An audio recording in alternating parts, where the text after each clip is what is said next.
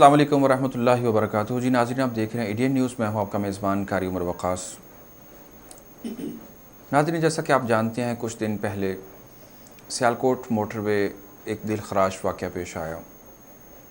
یہ ایک واقعہ نہیں، ایک ثانیہ نہیں، یہ ایک بہت بڑی کہانی اور بہت بڑا امت مسلمہ کے لیے، میں پاکستان کی بات نہیں کر رہا، میں پاکستان کی عوام کی بات نہیں کر رہا، میں امت مسلمہ کی بات کر رہا ہوں۔ بہت بڑا ایک کہہ لیں تماچا ہے ہمارے منہ کے اوپر، جس نے صرف عوام کو نہیں بلکہ انسانیت کے جو ہے وہ اس کے سر کو شرم سے جھکا دیا۔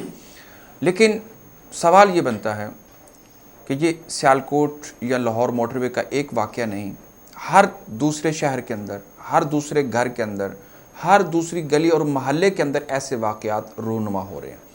لیکن آج سوال یہ پیدا ہوتا ہے کہ ایسے واقعات کی روک تھام کے لیے وقت حکومت نے، ہمارے اداروں نے، ہماری انتظامیہ نے اور ہماری عدلیہ نے اور ہمارے معاشرے کے وہ مہذب طبقے نے، اس معاشرے کے جو برادری کے جو کہہ لیں مذہبی اور سماجی اور بڑی بڑی دعوے دار شخصیات ہیں، ان کا اس کے اندر کردار کیا ہے۔ آج اسی پر بات کرنے کے لیے میرے ساتھ اسٹوڈیو کے اندر موجود ہیں ایک سینئر تجزیہ نگار، سینئر صحافی اور ایک معزز معاشرے کے بہت بڑا نام، جس کو اگر آپ میڈیکل کی فیلڈ کے اندر دیکھیں تب بھی آپ کو نظر آئے گا، اگر آپ کسی سماجی خدمات میں دیکھیں وہاں بھی نظر آئے گا، اگر آپ کسی اور فیلڈ میں دیکھنا چاہیں گے تو وہ نظر آئے گا، جو کسی تعارف کے محتاج نہیں ہے۔ میری مراد ڈاکٹر شہزاد نسیم، میں ان کو اپنے ساتھ اسٹوڈیو میں خوش آمدید کہتا ہوں۔ آج کچھ چیزیں ہم ان سے جاننے کی کوشش کریں گے اور ان سے اپنے عوام الناس کو مستفید بنانے کی کوشش کریں۔ ڈاکٹر صاحب، پہلا میرا سوال، اس واقعہ نے سب کو جو ہے نا وہ افسردہ کر دیا، لیکن اب حکومت ایک فیصلہ کرنے جا رہی ہے، قانون بنانے جا رہی ہے کہ ایسے افراد کو ایسی سزا دی جائے کہ ان کو نامرد بنا دیا جائے۔ میرا سوال یہ ہے کہ کیا پہلے سزا ہوتی ہے، پہلے قانون ہوتا ہے یا بعد میں سزا ہوتی ہے؟ بسم اللہ الرحمن الرحیم۔ سب سے پہلے تو قاری صاحب میں آپ کا شکر گزار ہوں کہ آپ نے ایک دفعہ پھر مجھے اپنے فورم پہ مدعو کیا اور معاشرتی مسائل پہ بات کرنے کا موقع فراہم کیا۔ قاری صاحب، جہاں تک بات آپ نے کی ہے کہ یہ پہلا واقعہ نہیں ہے، اس جیسے گھنونے واقعات سے تاریخ بڑی بڑی ہے۔ المیہ یہ ہے، بدقسمتی یہ ہے کہ آج تک مجھے بتائیں کہ ایسے واقعات پر کسی مجرم کو کوئی عبرتناک سزا دی گئی ہو۔ درست۔ آپ نے بات کی کہ قانون سازی، دیکھیں جب پاکستان بنا تھا تو قانون تو پہلے دن میں موجود تھا، وقت کے ساتھ ساتھ 1973 کا آئین بنا تو میرا خیال ہے آئین پاکستان کمپلیٹ ہو گیا، بلکہ جس بنیاد پہ پاکستان بنا، جی بالکل ٹھیک ہے، وہ اسلامی جمہوریہ مملکت پاکستان، تو اسلام تو پونے 1500 سال پہلے موجود، اسلام کے اندر ہر چیز کی سزا بھی موجود، جی سزا بھی موجود ہے۔ لیکن آپ مجھے بتائیں کہ آج تک اسلامی قانون کے مطابق سزا دی گئی ہو کسی کو، یا تعزیرات پاکستان کے مطابق آج تک کسی ملزم کو، کسی مجرم کو سزا دی گئی ہو؟ مجھے آپ بتا دیں۔ وہ دیکھیں نا، پرویز مشرف صاحب کا، اس کو پریزیڈنٹ کہہ لیں، چیف آف آرمی اسٹاف کہہ لیں، اس کو جو بھی نام دے لیں، ہمارے پاکستان کے ایک ہیرو، لیکن جب ان کے دور حکومت میں چور کے ہاتھ کاٹنے کی بات کی گئی تو انہوں نے کہا جی میں ساری قوم کو ٹھنڈا کر دوں، اس کا مطلب وہ ساری قوم چور ہے۔ لیکن اگر آج سعودی عرب میں یا دیگر عرب امارات میں شرعی سزائیں دی جا رہی ہیں تو وہاں پہ یہ مسائل بہت حد تک کنٹرول ہے۔ آپ کیا سمجھتے ہیں کہ اسلامی جمہوریہ مملکت پاکستان میں ایسا قانون نہیں ہو سکتا کہ جو قرآن اور سنت کے مطابق بلا تفریق سب کے ساتھ ایسا کیا جائے؟ جی بالکل ہونا ہی یہ چاہیے۔ میں کہتا ہوں کون سے ایسے لوگ ہیں جو ایسے قوانین کو پاس نہیں ہونے دے رہے؟ ابھی گزشتہ دنوں جب قانون سازی کے لیے بل پاس کیا گیا پارلیمنٹ میں، تو مجھے کہنے کی ضرورت نہیں ہے کون کون سی سیاسی جماعت نے اس بل کی مخالفت کی اور کس کس نے اس بل کے حق پہ عملی طور پہ جدوجہد کی پاس کروانے کے لیے۔ روز روشن کی طرح عیاں ہے ساری بات کہ اس ملک کے جو ٹھیکیدار ہیں، معذرت کے ساتھ جو عوامی حقوق کے ٹھیکیدار بنے پھرتے ہیں، وہ ان کا تعلق کسی بھی جماعت سے ہے، وہ بالکل بے نقاب ہو کے سامنے آ چکے ہیں۔ آپ یہ بات کرتے ہیں کہ کیا ایسا قانون نہیں ہونا چاہیے؟ او بھائی میرے، قانون تو ہے، عمل درآمد نہیں ہے. کسی آپ اس جو ہے نا بات کرتے ہیں جناب الجبر کی, اس قانون پہ سزا, آپ مجھے بتا دیں, آپ نے بات کی نا قانون موجود نہیں تھا, کس کو نہیں پتا کہ اگر کسی کو قتل کر دیا جائے تو اس کی سزا 2 صورتوں میں ملتی ہے, یا عمر قید ہے, یا سزائے موت ہے, یا پھانسی ہے. لوگوں کو پتہ نہیں ہے, لوگوں کے دماغوں میں یہ چیز نہیں ہے. ٹھیک ہے, چلے جی کفارہ تو علیحدہ بات ہے, بات سزا کی ہے. ٹھیک ہے, اب لوگوں کو یہ پتہ نہیں ہے کہ قانون بھی موجود ہے, اس پہ عمل درآمد بھی ہوتا ہے. لیکن مجھے یہ بتائیں, روزانہ کی بنیاد پر قتل کیے جاتے ہیں, سارا خاندان جو ہے نا کہہ لیں کہ موت کے گھاٹ اتار دیا جاتا ہے. اس ریشو کے مطابق آپ مجھے روزانہ کی بنیاد پہ مجھے تجزیہ کر کے آپ بتا دیں کہ کتنے مجرموں کو سزا دی جاتی ہے. المیہ یہ ہے قاری صاحب کہ جناب ہمارے قانونی ادارے جو ہیں, قانون نافذ کرنے والے ادارے, وہ میں کیا کہوں ان کے بارے میں کہ ان کا ضمیر مر چکا ہے. ایک مقامی ایس ایچ او سے لے کے اسی ڈپارٹمنٹ کے اعلیٰ افسران تک سب کے نوٹس میں جرائم کہاں ہوتا ہے. یہ دیکھیں نا, سی پی او لاہور نے, سی سی پی لاہور نے جو عمر شیخ نے وہ جو ایکشن لیا ہے, بلکہ اللہ تعالیٰ نے ہمیں ہی وہ توفیق بخشی کہ ہم نے وہ ٹارچر سیل کا جو وہاں پہ وہ تھانے کے اندر تھا معاملہ, تو ہم نے اس خبر کو بریک کیا. تو کل سی پی او نے اس کے اوپر جو ہے نا وہ ایکشن لیا, اور 3 جو کہہ لیں انسپیکٹر سمیت جو ہے نا وہ حوالات میں بند کر دیے گئے ہیں, اور انہوں نے خودسوزی کا بھی جو ہے نا وہ اب ڈھونگ رچا دیا کہ اگر ہمیں ریلیف نہ ملا تو ہم ایسا کریں گے. اب پتہ کس کو نہیں ہے کہ کہاں پہ کیا ہو رہا ہے. دیکھیں جی بات یہ ہے کہ یہ مجرموں کو ریلیف دینے کے لیے سب کچھ نہیں ہو رہا. میں یہ سمجھتا ہوں جتنا کہ میرا صحافتی تجربہ ہے یا جتنی بھی میری سوشل لائف ہے, میں نے ان گناہ گار آنکھوں سے دیکھا ہے کہ جناب اس معاشرے میں سزا ملتی ہے صرف مدعی کو, مجرم کو کبھی سزا نہیں ملی. میں اپنی بات بتاتا ہوں, آج سے کچھ عرصہ قبل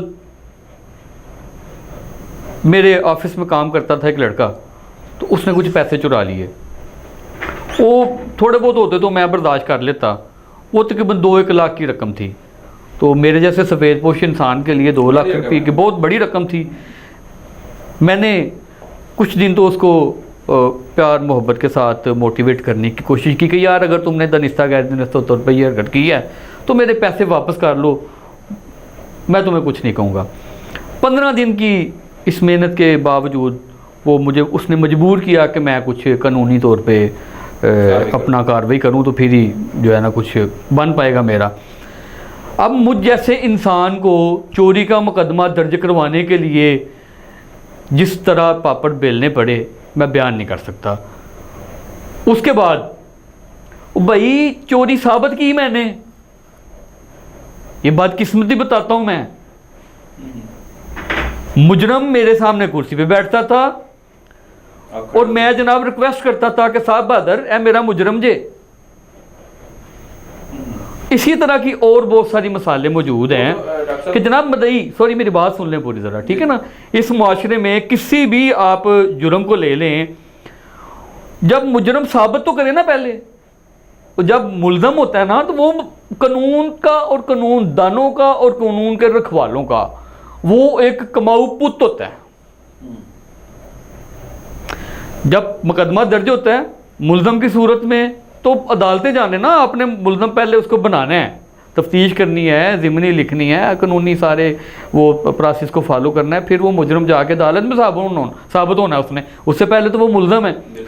ٹھیک ہے, تو ملزم تو ان کا لاڈلا ترین پتر ہے, کیونکہ اسی سے انہوں نے اپنی داڑھی بھی لگانی ہے, اپنا چاہ پانی بھی چلانا ہے, سارا کچھ کرنا ہے. بہت سارے ایسے ملزم ہوتے ہیں جو مجرم بھی ہوتے ہیں اور ملزم بھی ہوتے ہیں کہ جو ان کے لیے ذریعہ معاش کی ایک وہ کہہ لیں روٹین ورک, ان کے جو کہہ لیں کسٹمر ہوتے ہیں کہ ادھر جرم کیا, ادھر بیل کروائی, ادھر دوبارہ وہی کام کیے. جی بالکل. گجرانوالہ کے اندر وہ جو ایک چور ڈکیٹ گینگ نے جو اعتراف کیا کہ وہ چوری کی گاڑیاں جو ہیں وہ پولیس افسران کو جو ہے وہ تحفتاً جو ہے وہ پیش کرتے تھے. سر ایس مام چ کیڑا ننگا ہے, ٹھیک ہے, یہ ساری باتیں آپ میرے منہ سے سننا چاہتے ہیں. ڈاکٹر صاحب آپ یہ بتائیے گا کہ میں آپ سے یہ جاننا چاہتا ہوں کہ ہمارے معاشرے کے اندر یہ جو بگاڑ ہے، یہ جو فتنہ اور فساد ہے، اس کی مین وجوہات کیا ہے؟ سر ہم سب شریک جرم ہیں. آپ مجھے بتائیں کہ گھر کا سربراہ ہونے کے ناطے کیا ہم نے اپنے گھروں کا ماحول اسلامی نقطہ نظر کے مطابق بنا رکھا ہے؟ ہم مجرم نہیں ہیں. ہم اپنی اولاد کو جو تربیت دے رہے ہیں، ان کے حلق میں جو رزق کا لقمہ اتر رہا ہے، کیا وہ حلال ہے؟ ہمیں خود بھی سوچنا چاہیے. سارا معاشرتی برائیاں نا، ہم بھی اس معاشرے کا حصہ ہیں. ٹھیک ہے، تو جب ہم نے اپنے اولاد کو رزق حلال نہیں کھلانا، ان کی پرورش جو ہے نا کہہ لیں کہ اسلامی نقطہ نظر کے مطابق نہیں کرنی، تو پھر آپ کیسے سوچ سکتے ہیں کہ ہم اس معاشرے میں ایک رول ماڈل دیں گے جہاں پہ کسی کی عزت بھی محفوظ ہوگی، جان و مال کا تحفظ بھی ہوگا؟ How it possible? مجھے بتا دیں آپ. میں یہ سمجھتا ہوں کہ ہم سب شریک جرم ہیں. اچھا، میں دوسرے سوال کی طرف جو ہے نا وہ آنا چاہوں گا. آج جو سب سے بڑا لمحہ فکریہ ہے وہ یہ ہے کہ آج ایک بیٹی، وہ کوئی بھی بیٹی ہے، وہ لوگ جو درندہ صفت ہیں وہ تو ہیں ہی ہیں، لیکن آج وہ اپنے حقیقی باپ سے، اپنے حقیقی بھائی سے، جو اس کے بہت بڑے مضبوط کہہ لیں وہ اس کے محافظ ہیں، آج ان سے بھی وہ غیر محفوظ ہو گئے. آپ اس بارے میں کیا کہنا چاہیں گے؟ دیکھیں جی، میں کیا کہہ سکتا ہوں. اس طرح کے واقعات سن کے تو میں یہ سوچتا ہوں، رونگٹے کھڑے ہو جاتے ہیں. اور قیامت اور کس کو کہتے ہیں؟ آپ نے اپنی آنکھوں سے دیکھی ہے قیامت؟ قیامت یہی ہے جب ہمارے ضمیر مر چکے ہیں. آپ زندگی کی بات کرتے ہیں.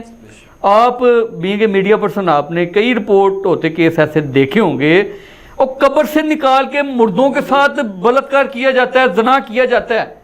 اب کس کس کو روئیں آپ؟ یہ جہالت ہے، ہوس ہے، یا دین سے دوری ہے، یا کہ میاں بیوی کے آپس میں کمزور تعلقات ہیں؟ یہ آخر وجہ نہیں، میاں بیوی کے کمزور تعلقات تو میں نہیں کہوں گا. نہیں، آخر باپ بیٹی کی طرف مائل ہو جاتا ہے، بیوی اس کے ساتھ موجود ہے، سب گھر میں سارے ایک فیملی موجود ہے. ایسا کیوں ہو جاتا ہے؟ سر میں نے تو پہلے عرض کیا ہے کہ گھروں کا ماحول ہم نے پہلے دن سے اسلامی نقطہ نظر کے مطابق بنا رکھا ہے.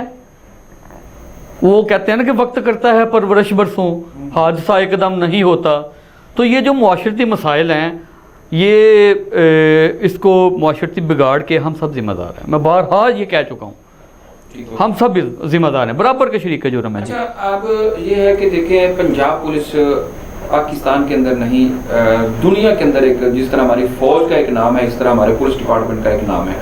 اور بالخصوص میں سیالکوٹ کے ڈی پی او مستنصر فیروز اعوان کو بھی ضرور خراج تحسین پیش کرنا چاہوں گا کہ انہوں نے جب سے کمان جو ہے وہ سنبھالی ہے تو انہوں نے بہت ساری اصلاحات کی ہیں اور بہت ساری لائنیں درست کی ہیں، لیکن کمزوریاں پھر بھی موجود ہیں. میں جاننا یہ چاہتا ہوں کہ ایک police officer S H O یا ایس آئی جو بھی ہے، وہ پکڑتا ہے ایک ملزم کو اور بڑی محنت اور اپنی جان کی بازی لگا کے اس کو گرفتار کرتا ہے اور اس کو پابند سلاسل کر دیتا ہے، اس کو بڑے گھر یعنی جیل کے اندر بھجوا دیتا ہے. جب وہ جو وہاں پہ ملزم پہنچ جاتا ہے، مجرم ثابت ہو جاتا ہے، بن جاتا ہے، تو وہاں پہ چند دنوں کے بعد، چاہے وہ 302 ہے، چاہے منشیات ہے، 9C جو بھی اس کے اندر لگا ہوا، وہ مہینوں میں یا دنوں یا ہفتوں کے بعد باہر آ جاتا ہے. کمزوری کہاں پہ ہے؟ پولیس ڈپارٹمنٹ میں، عدلیہ میں، یا کہ قانون جس نے بنایا تھا اس قانون کے اندر کمزوری ہے؟ دیکھیں جی، قانون میں کمزوری تو نہیں ہے. پریکٹیکلی میں سمجھتا ہوں کہ ہر سٹیپ پہ فیلئر ہے. جب آپ ناقص تفتیش کریں گے تو الٹیمیٹلی اس کا فائدہ ملزم کو ہوگا. ایک بات.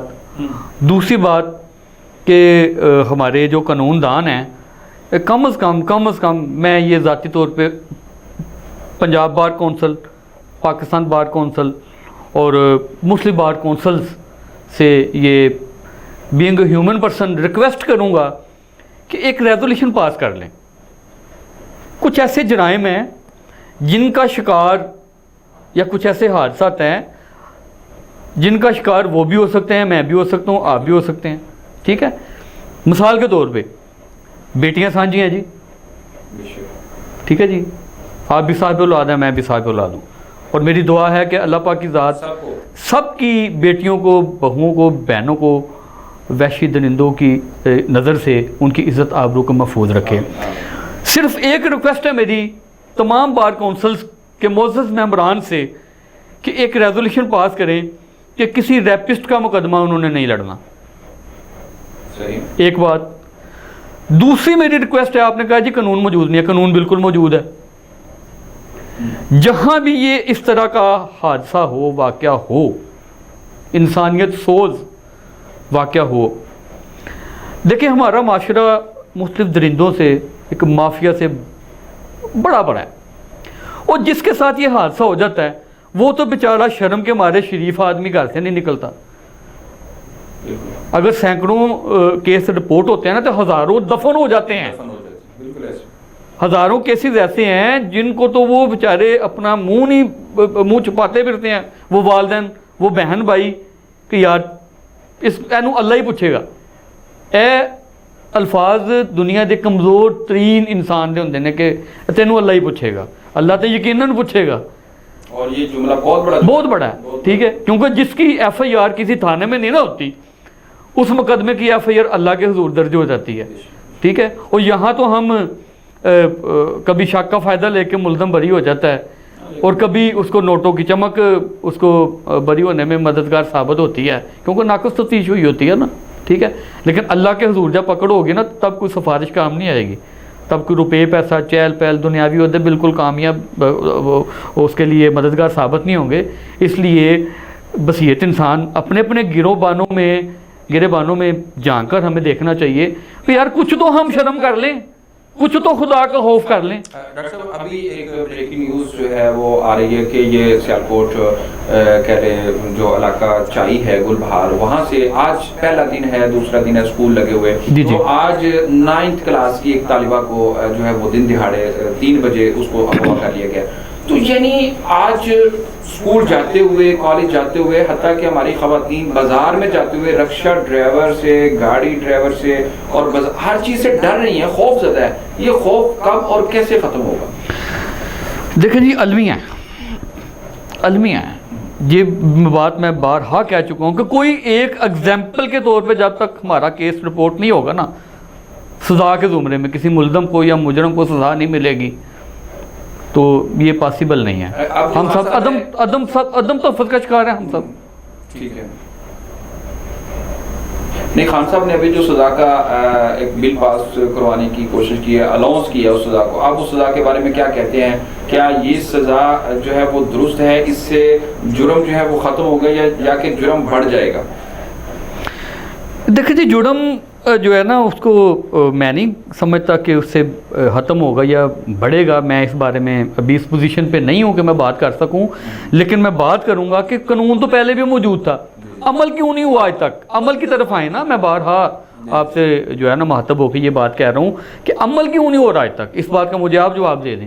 آپ بھی جو ہے نا سینئر جرنلسٹ ہیں, آپ بھی اس معاشرے کا حصہ ہیں, ذمہ دار ہیں, اور سب سے بڑی بات یہ کہ آپ پبلک اور آپ کے درمیان بہت کم فاصلہ رہتا ہے اس مقدس جگہ پہ بیٹھ کے جہاں ہم اللہ تعالیٰ کی بارگاہ میں سجدہ ریز ہوتے ہیں, یعنی کہ مسجد اور ممبر رسول پہ بیٹھنے کی اللہ تعالیٰ آپ کو سعادت دیتا ہے. تو لوگوں کے دلی جذبات آپ بڑے قریب سے سنتے ہیں, تو آپ بتائیں. جی آپ مجھے بتائیں. میں تو ظاہری بات ہے اکثر بیشتر جو ہے نا یہ بات کہتا رہتا ہوں کہ اس کے اندر جو ہے وہ سب سے بڑی جو ہے نا وہ دین سے دوری ہے. جب دین سے دوری کے قریب ہو جائیں گے, جس کو اللہ کا ڈر نہیں اس کو پھر قانون کا, اس کو بڑے چھوٹے کا, اپنے بیگانے کا کوئی ڈر نہیں. جس کو اللہ کا ڈر ہے تو وہ پھر ایک حدیث کے مطابق آتا ہے احفظ اللہ یحفظ کا, تو اللہ کی حفاظت کر, اللہ تیری حفاظت کرے. اللہ کی حفاظت یہ ہے کہ اللہ کے احکامات کی حفاظت کرنا, تو پھر اللہ حفاظت کرتا ہے کہ اس کو برائیوں سے بچاتا ہے, گناہوں سے بچاتا ہے, ان معاملات سے جو ہے وہ محفوظ رہتا ہے. اچھا ڈاکٹر صاحب, ٹائم کی مناسبت سے میں آخری کوشچن کی طرف آنا چاہوں گا. آپ ماشاءاللہ ایک سینئر ڈاکٹر بھی ہیں, آپ ایک سینئر جرنلسٹ بھی ہیں. آپ کیا سمجھتے ہیں کہ معاشرے میں یہ جتنی بھی غیر اخلاقی, غیر قانونی جتنی بھی برائیاں ہیں, ان مسائل کا حل کیا ہے آپ کی نظر میں؟ دیکھیں جی, کسی بھی معاشرتی مسائل کا جو حل ہے نا وہ میری نظر میں, میری ناقص رائے کے مطابق, جب تک ہم شریعت کے وضع کردہ قانون کے مطابق اپنی زندگی بسر نہیں کریں گے, ہم مختلف مسائل کا شکار ہوں گے. تو ان مسائل کا ذمہ دار بھی ہم خود ہی ہیں. جب ہم نے مغرب کو فالو کیا اپنی اسلامی تعلیمات چھوڑ کر, ٹھیک ہے, تو ہم تو وہ کہتے ہیں نا کہ کوا چلا ہنس کی چال اپنی چال بھی بھول گیا، تو وہ اسی زمرے کا شکار ہوئے ہیں ہم سب لوگ، ٹھیک ہے.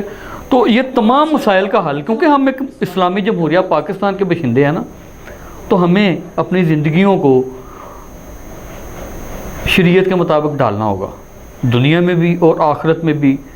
اس سے بڑا کوئی اور پیرامیٹر نہیں ہے باعزت باوقار زندگی گزارنے کا اور اپنے آخرت سنوارنے کا. صرف ایک ہی راستہ ہے کہ ہم شریعت کے وضع کردہ قانونوں کے مطابق اپنی زندگیاں گزاریں، اپنی سوچوں کو سنواریں، اور سب سے بڑی بات کہ ہمیں مجموعی طور پر اللہ تعالیٰ کے ہاں گڑ گڑا کر معافی مانگنے کی ضرورت ہے کہ آج اگر ملزمان بری ہو رہے ہیں نا تو اس کا ازالہ ہم سب کو بھگتنا پڑے گا، بھگت رہے ہیں ہم، اور آنے والی ہماری نسلیں بھی بھگتیں گی، کیونکہ ہم کمزور لوگ ہیں جی، وہ بااختیار لوگ ہیں جو مختلف اداروں پہ بڑا جمان ہے، ہم ان کو کچھ نہیں کہہ سکتے، ان کے بارے میں کچھ نہیں کہہ سکتے، کیونکہ جب ہم صحافی کسی بھی ادارے کے خلاف ان کو دکھاتے ہیں کہ یار ادھر بہتری کی گنجائش ہے، مقصد تو ہمارا بہتری کی طرف لے کے جانا ہوتا ہے، لیکن ہوتا کیا ہے، کبھی صحافی پہ پرچہ ہوتا ہے، کبھی اس کو دن دہاڑے اغوا کرا لیا جاتا ہے، کبھی اس کو موت کے گھاٹ اتار لیا جاتا ہے، کبھی تشدد کا نشانہ بنایا جاتا ہے. ٹھیک ہے، اب سیالکوٹ میں کیا ہوا صحافیوں کے ساتھ، میں سلام پیش کرتا ہوں ان اپنے بہادر صحافیوں کو جنہوں نے جرأت کا مظاہرہ کیا. ٹھیک ہے، آپ کے فورم کا فائدہ اٹھاتے ہوئے. تو بات یہ ہے کہ جو ظالم لوگ جس سیٹ پہ بھی بیٹھے ہوئے ہیں، میں ان کو یہ باور کرا دوں کہ اب تو آپ اپنی وردی کا بھی ناجائز فائدہ اٹھا رہے ہیں، اپنے عہدوں کا بھی ناجائز فائدہ اٹھا رہے ہیں، لیکن قیامت بہت قریب ہے. قیامت تبھی ہے جب انسان ایک مر جاتا ہے نا، قیامت اس کی اسی وقت شروع ہو جاتی ہے. بالکل، تو یہ بات ہے جناب. جی جی، بات کی ہے کہ ہمیں اسلامی ماحول کو جو ہے نا وہ اپنانا ہے. میرے خیال میں اس بات کو تھوڑا سا ایڈ کر دوں کہ جہاں تک اسلامی ماحول کی بات ہے، اس میں تو کسی قانون کی پاسداری پاس کرانے کی بھی ضرورت نہیں ہے، چونکہ دین ایک مکمل ضابطہ ہے. بے شک بے شک. اور انسان کو اپنی لائف پر، اپنی چار دیواری کے اندر اسلامی احکامات پر عمل کرنے پر کوئی روک بھی نہیں سکتا. تو آخر مجبوری کیا ہے کہ آج لوگ جو ہیں پھر بھی وہ اسلام نافذ ہونا چاہیے. بھائی جب اسلام نافذ ہے، اسلام موجود ہے، کامل اکمل ہے، تو پھر ہمیں جو ہے وہ یقین اس طرف آنا چاہیے. تو جی ناظرین، جیسا کہ آپ سن رہے تھے، ہمارے ساتھ موجود تھے سینئر جرنلسٹ اور ایک ڈاکٹر شہزاد نسیم. وہ ہمارے سوالوں کے دے رہے تھے جوابات، اور انہوں نے جو خلاصہ بیان کیا ہے وہ یہی ہے کہ آج معاشرے کے اندر چوری، ڈکیٹی، زنا، بدکاری اور اس جیسے دیگر جتنے بھی بڑے اور چھوٹے جرائم ہیں، وہ خفیہ ہیں، وہ اعلانیہ ہیں، وہ اپنے ہیں یا بیگانے، جو بھی اس کے اندر ملوث ہیں، اس کا ایک حل ہے، وہ ہے اسلام کا نفاذ، وہ ہے شریعت کا نفاذ، وہ ہے اپنے آپ کو اس پاکستان کی سرزمین کے اوپر، جو پاک سرزمین ہے، جو پاک وطن ہے، اس کے اندر پاک نظر، پاک سوچ، پاک جو دل اور دماغ ہے، پاک جسم اور جو روح ہے، وہی امن سلامتی کے ساتھ رہ سکتی ہے. جس کے دل و دماغ کے اندر پاکیزگی نہیں، طہارت نہیں، تو اس کو اس بالخصوص معاشرے کے اندر اس سرزمین کے اوپر رہنے کا حق حاصل نہیں ہے. اور انہوں نے پولیس ڈپارٹمنٹ کی بات کرتے ہوئے ایک وہ کہہ لیں حکمت عملی کا مظاہرہ کرتے ہوئے انہوں نے تنقید کا بھی نشانہ بنایا، اور انہوں نے ان کو خراج عقیدت بھی پیش کیا کہ جہاں پہ کمزوری موجود ہے، اس قانون کو جس کے اندر بہت بڑی طاقت ہے، جو کسی کے خلاف بھی حرکت میں آ سکتا ہے، اس قانون کو کسی چھوٹے بڑے بزرگ کے نام پہ، بزرگوں کی مدد سے اس کو جو ہے نا وہ کمزور نہیں کرنا چاہیے. بزرگ میری مراد آپ سمجھ گئے ہوں گے، ہمارے جو بانی تھے، ہمارے جو قائد تھے، جو آج ہمارے ہر نوٹ کے اوپر جو ہے وہ موجود ہے. اس نوٹ کے سامنے اپنے آپ کو، اپنے ضمیر کو، اپنے اس قلم کو، اپنی اس تقریر اور تحریر کو، اپنے الفاظ اور انداز اور جذبات کو کبھی بھی نوٹوں کے سامنے کبھی بھی حقیر نہ بنانا. یہ پیسہ، یہ دنیا، یہ رقم، یہ آنی اور جانے والی بات ہے، لیکن آپ کے نکلے ہوئے الفاظ اور آپ کے لکھے ہوئے الفاظ کسی کی بھی تقدیر کا فیصلہ کر سکتے ہیں. آج ایک بہت بڑا ٹرینڈ جو ہے وہ بنتا جا رہا ہے کہ لوگ کہتے تھے کہ پہلے جج کہتا ہے کہ جی ملزم جو ہے وہ بات کرنے سے پہلے یا آخری بات کے لیے جو ہے وہ قرآن پاک پر حلف دے، لیکن آج لوگوں نے سوال اٹھا دیا کہ جج کو بھی فیصلہ کرنے سے پہلے قرآن پاک پر حلف دینا ہوگا، وہ بھی بتائے کہ میں فیصلہ کرنے جا رہا ہوں، کیا درست کروں گا یا کہ غلط کروں گا، اس کو بھی حلف دینا پڑے گا۔ جی ڈاکٹر صاحب کچھ کہنا؟ جی قاری صاحب بالکل، میں اپنا موقع کی مناسبت سے ایک میرے مائنڈ میں بھی ایک کویشچن ریز ہوا ہے۔ آپ بتائیں کہ قاضی وقت تو ایک ہوتا ہے، بات ہو رہی ہے نظام کو بدلنے کی اور نظام وہ لانے کی جو شریعت نے دیا ہے۔ یہاں ہمارا عملی طور پہ کیا نظام ہے؟ لوئر کورٹ ہے، سیشن کورٹ ہے، ہائی کورٹ ہے، سپریم کورٹ ہے، ٹھیک ہے۔ مجھے نہیں پتا اس کا ریاکشن کیا آئے گا، لیکن میری ناقص عقل کے مطابق نظام ایک ہونا چاہیے، عدالت ایک ہونا چاہیے۔ یہاں سیشن جج صاحب ایک ملزم کو ملزم کہتے ہیں، ہائی کورٹ اس ملزم کو باعزت بری کر دیتی ہے۔ اب یہاں سوال یہ پیدا ہوتا ہے کہ یہاں کے جو معزز جج صاحب تھے انہوں نے کیا فیصلہ وہ غلط دیا تھا؟ اگر وہ انہوں نے غلط دیا تھا تو ان کو پھر اس غلط فیصلہ دینے کی سزا بھی ملنی چاہیے، اس کیس کا بھی ریویو ہونا چاہیے، اور اگر اس کیس کو ہائی کورٹ کسی کو مجرم ثابت کرتی ہے تو وہ سپریم کورٹ سے باعزت بری ہو جاتا ہے۔ تو یہ ایک گورکھ دھندا ہے، یہ گورکھ دھندا ختم ہونا چاہیے، نظام ایک ہونا چاہیے، اور وہ نظام ہے شریعت کا، نظام مصطفیٰ کا۔ جب شریعت کی بات ہوگی، نظام مصطفیٰ کی بات ہوگی، تو وہ پھر کائنات کے امام نے کہا تھا کہ اگر میری بیٹی فاطمہ الزہرا رضی اللہ تعالی عنہا بھی کسی جرم کے اندر پائی جائے جو کبھی بھی ممکن نہیں ہے، لیکن فار ایگزامپل انہوں نے بیان کر دیا کہ اگر وہ بھی ملوث پائی جاتی ہے تو میں اس کے بھی ہاتھوں کو کاٹ دوں گا۔ اگر اتنی بڑی شخصیت کے ساتھ اتنا بڑا فیصلہ کیا جا سکتا ہے تو آج کے معزز جج صاحبان، آج کے معزز افسران بالا کو سوچنا ہوگا کہ آج وہ نون قاف جیم دال کسی بھی پارٹی سے کوئی بھی تعلق رکھنے کتنا ہی با اثر کیوں نہیں ہے، لیکن قانون کے سامنے اس کو زیر کرنا ہوگا، اس کو اس کی گرفت میں لانا ہوگا۔